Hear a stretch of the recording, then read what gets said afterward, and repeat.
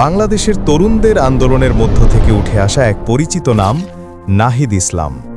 ঢাকা বিশ্ববিদ্যালয়ের সমাজবিজ্ঞান বিভাগের ছাত্র ছিলেন তিনি। 2018 সালের কোটা সংস্কার আন্দোলন থেকে শুরু করে বৈষম্য বিরোধী ছাত্র আন্দোলনে তিনি ছিলেন সামনের সারিতে। ছাত্র আন্দোলনের সেই পথচলাই তাকে নিয়ে এসেছে জাতীয় রাজনীতির অঙ্গনে। 2024 সালের অন্তর্বর্তী সরকারের উপদেষ্টা হিসেবে দায়িত্ব পালন করেছিলেন।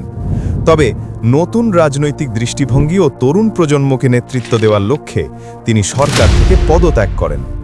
এরপর 2025 সালের 28 ফেব্রুয়ারি নাহিদ ইসলাম ঘোষণা দেন একটি নতুন রাজনৈতিক দলের, জাতীয় নাগরিক পার্টি বা এনসিপির।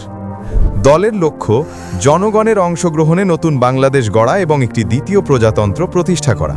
তিনি বলেন, এই আন্দোলন বা দল কারো বিরুদ্ধে নয়, বরং দুর্নীতি ও স্বৈরতন্ত্রের বিরুদ্ধে।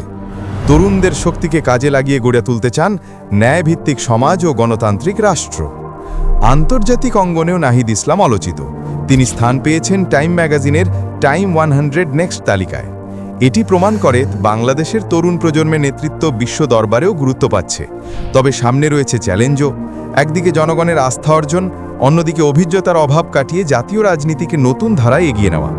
তরুণদের স্বপ্ন কি এবার রাজনীতিতে নতুন দিগন্ত উন্মোচন করতে পারবে?